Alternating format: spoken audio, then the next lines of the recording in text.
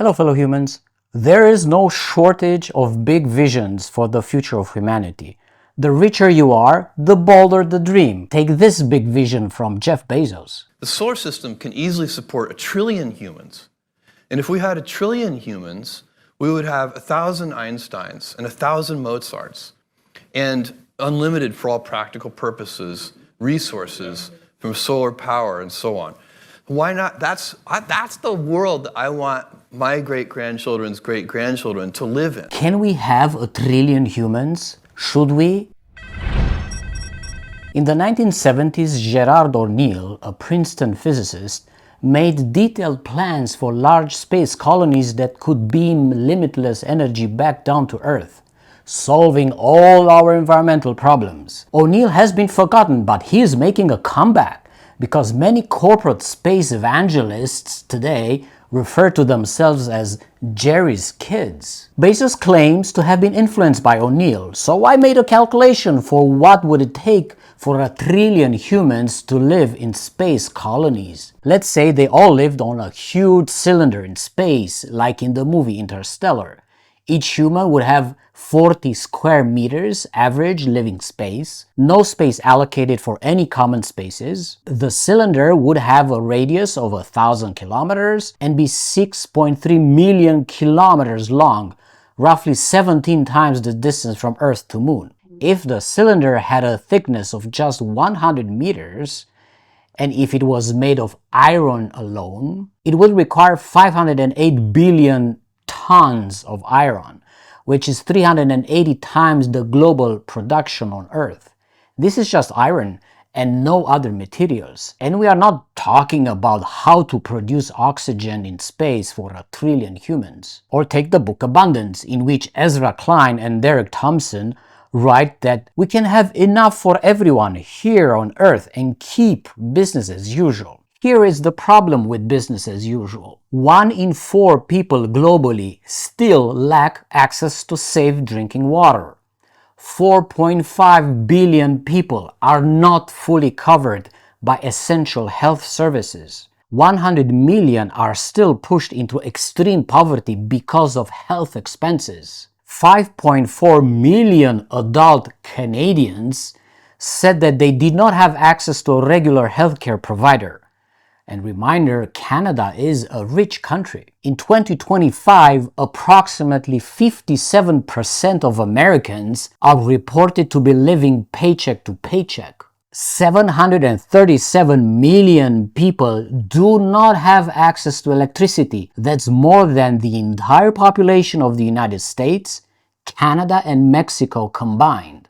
4.2 billion people live under $10 a day, and 7 billion people live under $40 a day. Rich countries meet only 4% of funds East Africa needs to address climate change. Billionaires own more wealth than 99% of the rest of the planet. Is this the business as usual we want? Every time we hear these numbers and the delusions of Bezos, O'Neill, Klein, Thompson, and their likes, we must remember that we are using 1.8 times more resources than Earth can provide. These resources are overwhelmingly being used by rich countries to maintain a very high standard of living, while over 2 billion people don't have access to safe drinking water. Bezos and all billionaires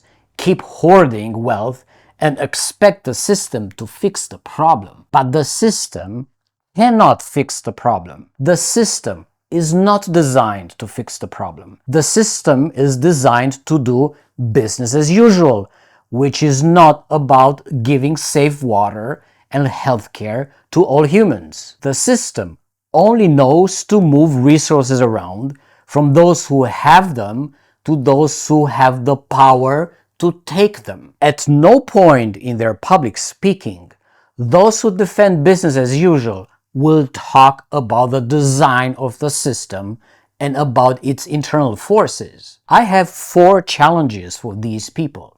They must explain and justify Why is power proportional to the size of wealth? Why property and resources are taken with impunity and transformed into capital against the will of their owners? Why corporations function like feudal fiefdoms with anti-democratic hierarchies? And why the economy needs to keep growing when we are already at 1.8 Earths of resource use? People like them usually answer by invoking efficiencies and technologies. It is more efficient to organize the economic system the way it is because having few unelected rich people at the top allows decisions to be taken faster for the benefit of everybody else. If their decisions are bad, so they claim, they will be punished by the market and go bankrupt. Second, technologies can improve the quality of life. Classical examples: personal cars, medical equipment, the GPS, the smartphone, and on and on. But technologies can also be bad. Chemical pollution, traffic jams, digital surveillance. Yes, but they say it depends how they are implemented. Of course it depends. It is all about how efficiency and technologies are implemented. So far, seeing how many people are still living poor quality lives, it seems the system has done well only for those who had the power to make a good life for themselves. Then the argument that the market chooses only efficient and useful products is also a losing argument. The market is not about choosing the most efficient product, but rather about finding or creating buyers for whatever is produced. The market is not supposed to satisfy human needs. The market is a place for creating buyers.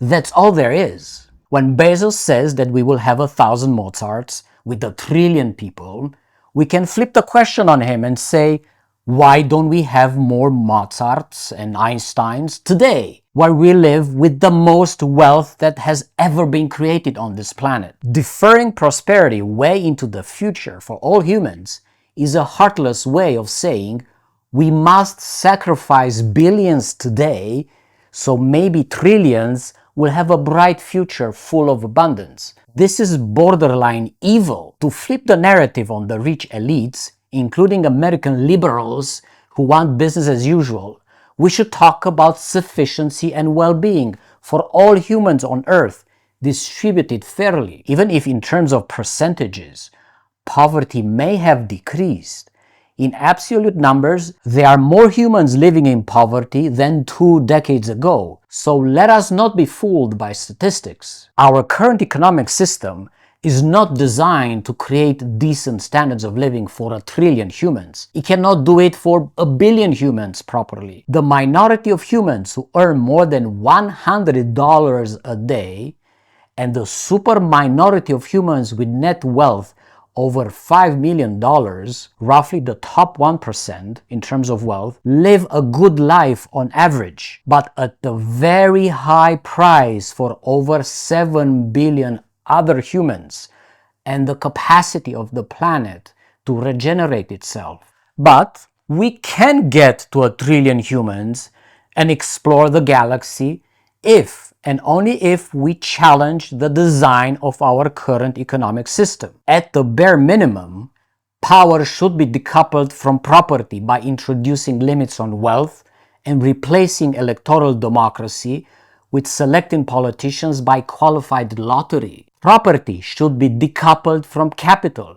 by introducing full active consent for the use of any type of property before it's transformed into something productive. Unelected hierarchies in corporations should be replaced with economic democracy, and production and consumption should be reduced selectively until we are under 1 Earth of resource use. All things considered, if we really wanted to get to 1,000,000,000,000 humans sometime in the deep future, living in huge high-tech space cylinders that run on fusion reactors, it is much more about challenging and changing the economic system than adopting an ecological modest lifestyle on an individual and family basis. We cannot ask 2 billion people to drink less water when North Americans use plenty of water to maintain their lawns. We behave in accordance to what the system has created for us. No human should be sacrificed in the present just to feed the fantasies of rich billionaires and the privileged elites. As I said last week, the system is the problem. Thank you for watching. Thank you for supporting me on Patreon. $5 a month goes a long way, so I really appreciate all your contributions. This research is not possible without your support. Let's replace capitalism with an economy for life. Increase the peace.